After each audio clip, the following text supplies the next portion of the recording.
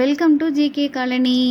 ஒரு ஊரே ஏமாந்த கதை உங்களுக்கு தெரியுமா? அந்த கதையை பற்றி தெரிஞ்சுக்கணுன்னா வாங்க வீடியோக்குள்ளே போகலாம். ஒரு அழகான கிராமம்.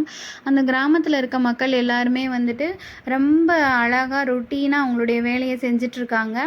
அப்போ திடீர்னு அந்த ஊருக்குள்ளே வந்து வெளியூர்லேருந்து ஒரு அனௌன்ஸ்மெண்ட் பண்ணுறதுக்காக ஒரு வண்டி வருது. அந்த வண்டியில் என்ன அனௌன்ஸ்மெண்ட் பண்ணுறாங்க அப்படின்னா, இந்த மாதிரி நான் ஒரு 100 ரூபாய் நீங்கள் கட்டினீங்க அப்படின்னா வாழ்நாள் ஃபுல்லாக உட்காந்து சாப்பிட்லாம் அப்படின்ற மாதிரி சொல்கிறாங்க.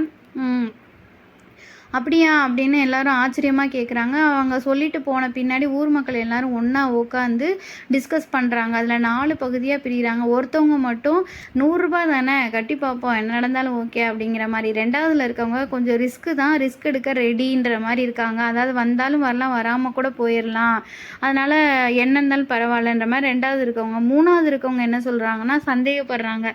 100 ரூபாய்க்கு ஒரு நாளைக்கே சாப்பிட முடியாது, எப்படி வாழ்நாள் ஃபுல்லாக உட்காந்து சாப்பிட முடியும், அது எப்படி அப்படின்ற மாதிரி யோசிக்கிறாங்க. 4வது இருக்கவங்க கன்ஃபார்மாக இவன் ஃப்ராட் பண்ணுறான், இந்த அனௌன்ஸ்மெண்ட்டை நம்பாதீங்க அப்படிங்கிற மாதிரி சொல்கிறாங்க. அந்த ஊர் ஃபுல்லாகவும் போய் அவங்க சொல்லிட்டு வராங்க, இதை வந்து யாரும் நம்பாதீங்க, இந்த மாதிரி கட்டாதீங்க அப்படின்னு. ஆனால் அந்த ஃபஸ்ட்டில் இருக்கவங்க இருக்காங்களே, அவங்க முதல்ல போயிட்டு யாருக்கும் தெரியாமல் 100 ரூபாய் வந்து கட்ட ஆரம்பிச்சிடுறாங்க.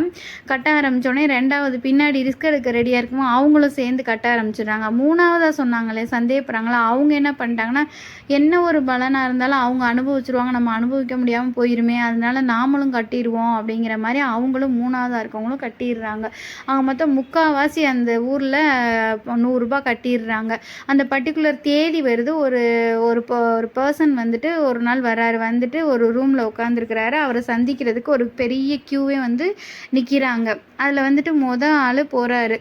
100 ரூபாய் கட்டினவர் முதல்ல உள்ளே போகிறாரு. போயிட்டு என்னன்னு கேட்க போகிறாரு. அவர் ஒன்று சொல்லி விட்றாரு. இவர் வெளியில் வந்துடுறாரு. வெளியில் வந்துட்டோன்னே எல்லோரும் கேட்குறாங்க, என்னாச்சு எதுவும் தப்பாக நடக்குதா அப்படின்னு கேட்குறாங்க. இல்லை எல்லாம் சரியாக தான் நடக்குது அப்படின்னு சொல்லிட்டு போயிடுறாரு. 2வதாக ஒருத்தர் உள்ளே போகிறாரு. அவரும் அதே மாதிரி பேசிட்டு வரும்போது சோகமாக வெளியே வராரு.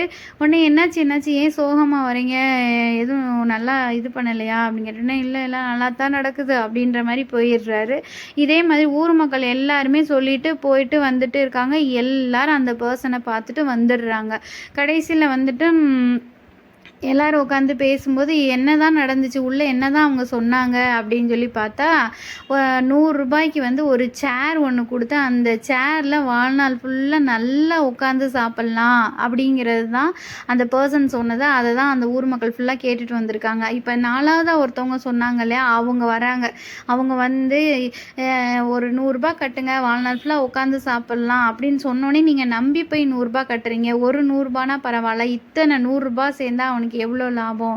நம்ம யோசிக்காமல் இப்படி கட்டினனால, நம்மளை பார்த்து இன்னொருத்தவங்க கட்டுறாங்க. அதனால் நம்ம யோசனை பண்ணி கட்டினோம் அப்படின்னு சொன்னால் நம்ம பின்னாடி வரவங்களும் கொஞ்சம் யோசனை பண்ணி கட்டலாமா வேணாமான்னு யோசனை பண்ணுவாங்க. இது அடுத்தவங்களுடைய லைஃப்பையும் சேர்ந்து இது பண்ண மாதிரி இருக்குது. அதனால் இனிமேல் எது செய்கிறதா இருந்தாலும் நல்ல யோசனை பண்ணி செய்யுங்க, சொன்னோடனே உடனே டக்குன்னு செஞ்சிடாதீங்க அப்படின்னு சொல்லி அட்வைஸ் பண்ணுறாங்க. இந்த அட்வைஸ் நமக்கும் தான் ஃப்ரெண்ட்ஸ். நாமளும் யார் எது சொன்னாலும் உடனே நம்பக்கூடாது. அது எங்கேருந்து சொல்கிறாங்க, யார் சொல்கிறாங்க, எப்போ சொல்கிறாங்க அப்படிங்கிறத பொறுத்து தான் நம்ம எந்த ஒரு முடிவுமே எடுக்கணும். நாம் எடுக்கிற முடிவு நம்மளை மட்டும் பாதிக்காது, நமக்கு பின்னாடி வரவங்களையும் சேர்த்து பாதிக்குங்கிறதையும் மனசில் வச்சு நம்ம எந்த ஒரு டெசிஷன்னாலும் எடுக்கணும் ஃப்ரெண்ட்ஸ்.